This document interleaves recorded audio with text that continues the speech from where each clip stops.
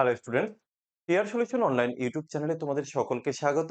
তো আমি আজকে আলোচনা করব ম্যাথমেটিক্স এর আরো একটি পার্ট নিয়ে। আমরা এর আগে বেশ কিছু ক্লাস আপলোড করে দিয়েছি, যারা দেখোনি তারা দেখে নেবে এবং এর আলাদা একটি প্লেলিস্টও কিন্তু করে দেওয়া হয়েছে।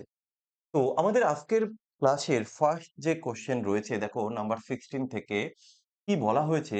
একটি ট্যাঙ্ক এক্স নল দ্বারা 2 ঘন্টায় ভর্তি হয় এবং ওয়াই নল দ্বারা 6 ঘন্টায় ভর্তি হয়। সকাল 10টায় এক্স নলটি খোলা হয়, তাহলে ট্যাঙ্কটি কতক্ষণে ভর্তি হবে যদি ওয়াই নলটি সকাল 11টায় খোলা হয়? তো খুব ইন্টারেস্টিং একটি কোশ্চেন। এই সমস্ত কোশ্চেন গুলো কিন্তু আমরা বিগত বছরের প্রশ্ন থেকে নিয়েছি। তো তোমরা দেখতে থাকো।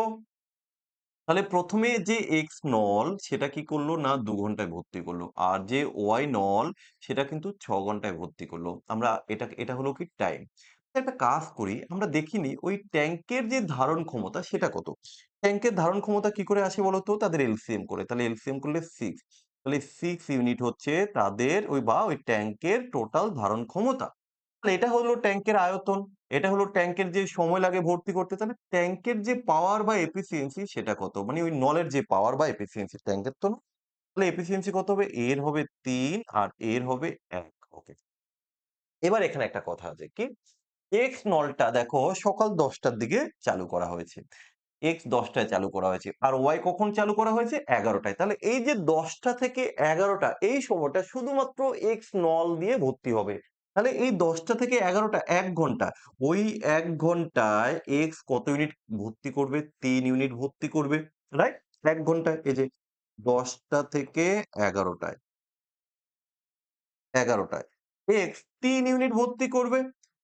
তাহলে মোট তো 6 ইউনিট। তাহলে বলো তো এই 3 যদি আমি বাদ দিয়ে দেই, যে 3টা এরা কাজ করলো, তাহলে বাকি থাকলো কত? তুমি বললে স্যার বাকি থাকলো আর 3 ইউনিট। এই যে লিখে দিলাম বাকি। দেখো বিষয়গুলো ভালো করে বুঝতে হবে ভাই।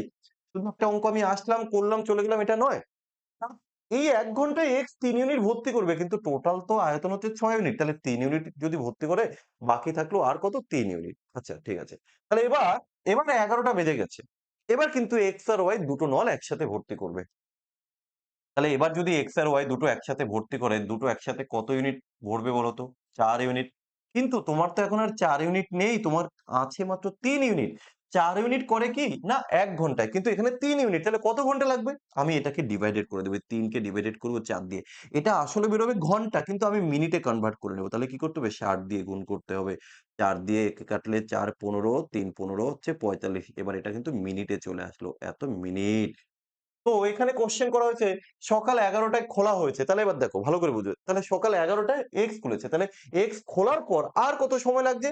আর 45 মিনিট। তাহলে 11টা তো শুরু হয়েছিল, তাই না? দুটো নল একত্রে 11টায় শুরু হয়েছে।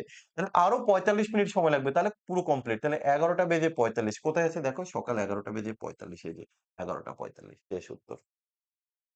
আশা রাখি প্রত্যেকে তোমরা বুঝতে পেরেছো। ভাই কোন রকম সূত্র দিয়ে যাব না, কোন রকম এক্স ধরে আমি অঙ্ক করব না। চেষ্টা করছি যতটা সম্ভব এক্স বাদ দেওয়ার। দেখো পরের কোশ্চেন, 15টি ডিমের ক্রয় মূল্য 75 টাকা।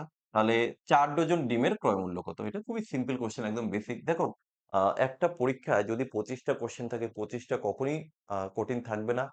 25টা কখনোই সহজ থাকবে না। সব রকমের মিলেমিশে থাকবে। তো আমরা যেহেতু প্রিভিয়াস ইয়ারের কোয়েশ্চেন গুলোকে পরপর নিচ্ছি, তো কিছু কোয়েশ্চেন সহজ, কিছু কোয়েশ্চেন মডারেট, কিছু কোয়েশ্চেন একটু হাই লেভেল হতেই পারে। তো 15টা ডিমের দাম 75 টাকা। তুমি বলো একেকটা ডিমের দাম কত? তুমি এই যে একেকটি ডিমের দাম বা প্রতিটি ডিমের দাম হচ্ছে ৳5, ৳5। তাহলে এখানে ৪ ডজন রয়েছে। ৪ ডজন ইকুয়াল টু কত? তুমি বলবে স্যার ৪ ডজন ইকুয়াল টু তো হচ্ছে ৪৮ টি। তাহলে ওই ৪৮ টা ডিমের দাম কত? ৫ ইন্টু ৪৮ করো। কত হবে? ৫, ৮ এ ৪০ এর ০, হাতে ৪, ৪ ৫ এ ২০ আর ৪ হচ্ছে ২৪, তাহলে হচ্ছে ৳২৪০। তুমি এখান থেকে ২৪০ টিক মেরে ওএমআর শিটে গোল করে দাও। শেষ। Next question. একটি পরীক্ষায় ৪৮০ জন ছাত্রছাত্রীর মধ্যে 85% ছাত্রী এবং 70% ছাত্র পাস করেছে। যদি কিনা মোট পাশের হার 75% হয়, তাহলে কতজন ছাত্র পরীক্ষায় উপস্থিত ছিল? তো এই কোশ্চেনটাকে আমরা অ্যালিগেশন মেথডে করতে পারি। ঠিক আছে? অ্যালিগেশন কিভাবে করতে হয় দেখো, আমরা প্রথমে লিখে নেব ছাত্রী, আর এখানটায় আমরা লিখে নেব ছাত্র। আচ্ছা।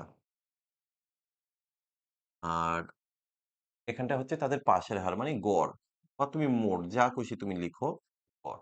এবার এখানটায় তাদের যে ভ্যালু গুলো এটা বসিয়ে দাও। এটা কত পার্সেন্ট? না 85%। এটা কত পার্সেন্ট? না 70%। আচ্ছা তো ও সরি এখানে আমাদের তো বসানো হয়নি। এটা কত পার্সেন্ট আছে? 75%, ঠিক আছে?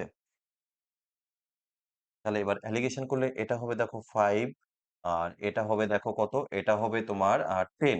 তাহলে এখানে 1:1:2 1:2 1:2 পেলাম। কিন্তু কোয়েশ্চেনে বলা হয়েছে টোটাল 480 টি কোয়েশ্চেন। যদি তাই হয় তাহলে এখানে টোটাল হচ্ছে কত? 3। তো এই 3 ইউনিট ইকুয়াল টু হচ্ছে 480 দেখা যাচ্ছে তো?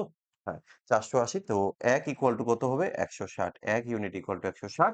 কিন্তু এই কোয়েশ্চেনে চাওয়া হয়েছে যে কতজন ছাত্র? তো ছাত্র হচ্ছে কত? ২ ইউনিট। তাহলে ২ ইউনিট ইকুয়াল টু কত হবে? তুমি এখান থেকে এখানে করে দাও ১৬০ গুণ করে। তাহলে ২২০ সরি ৩২০। ৩২০, ৩২০ এই যে অপশন সি তে। তো আমরা যেটা বললাম এর আগের ক্লাসেও বলেছিলাম, আমরা যে কোয়েশ্চেন গুলো সলভ করাচ্ছি শুধু এই কোয়েশ্চেন নয়, ঠিক এই যে প্রসেস গুলো এপ্লাই করা হচ্ছে এইরকম প্রসেস দিয়ে, এইরকম টেকনিক দিয়েই খুব শিগগিরই একটি ম্যাথমেটিক্স এর বুক আসতে চলেছে।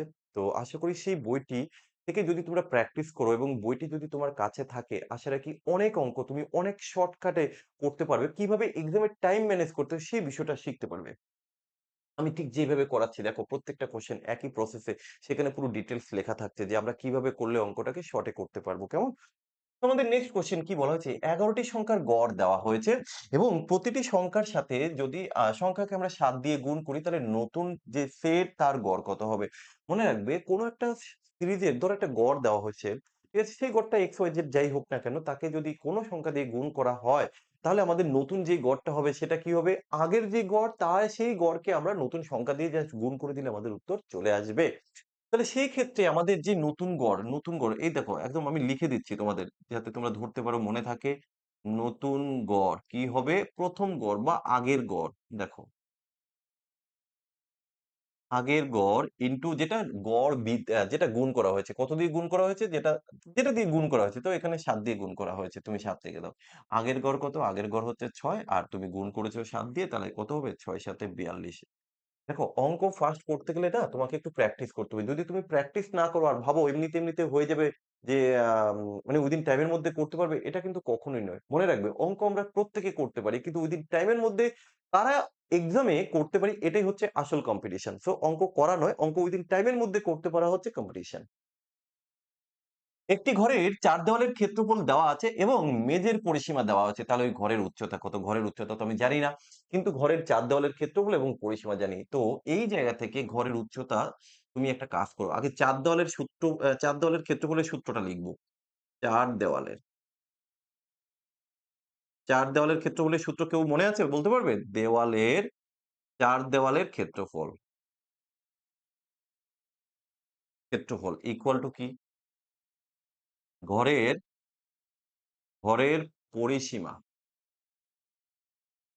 ঘরের পরিসীমা ইনটু উচ্চতা। উচ্চতা। ওকে? ঘরের না অ্যাকচুয়ালি এটা মেঝের। সরি ভুল করলাম। ঠিকই আছে যাক ঘর বলো, মেঝে বলো আ আল্টিমেটলি বিষয়টা একই। তো এবার কি করবে দেখো, ৪ দেওয়ালের ক্ষেত্রফল কিন্তু কোয়েশ্চেনে দেওয়া আছে। কত? না ৪ দেওয়ালের ক্ষেত্রফল হচ্ছে 88 তুমি লিখো 88 ঘরের ক্ষেত্রফল বা মেঝের পরিসীমা সরি মেঝের পরিসীমা কত আছে? ২২ মিটার। তুমি লিখে দাও ২২ মিটার। ইনটু উচ্চতা তো জানি না। উচ্চতাটা h লিখে দাও।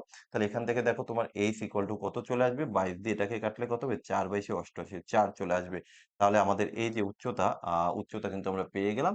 তো পরিমিতি করতে গেলে কি করতে হয় ভাই? আমাকে সূত্র মুখস্থ রাখতে হবে। সূত্র বাদ দিয়ে কিন্তু পরিমিতি সম্ভব নয়। ঠিক আছে? তো যাই হোক আজকের ক্লাসে আমাদের এই অবধি আমরা প্রত্যেকটা পার্টে ৫টা করে কোয়েশ্চেন নিয়ে আসছি। তোমরা দেখতে থাকো, শিখতে থাকো। যদি ভালো লাগে তোমরা কমেন্ট করে জানাও যে স্যার আরো বেশি করে আমরা ম্যাথ পেতে চাই প্রত্যেকটা ক্লাসে। তাহলে ভাই এর পরের ক্লাসগুলোতে চেষ্টা করব আরো বেশি করে কোয়েশ্চেন নিয়ে আসার। চলো প্রত্যেকে ভালো থেকো। যারা চ্যানেলে নতুন আছো অবশ্যই চ্যানেলটিকে সাবস্ক্রাইব করে পাশে থাকো।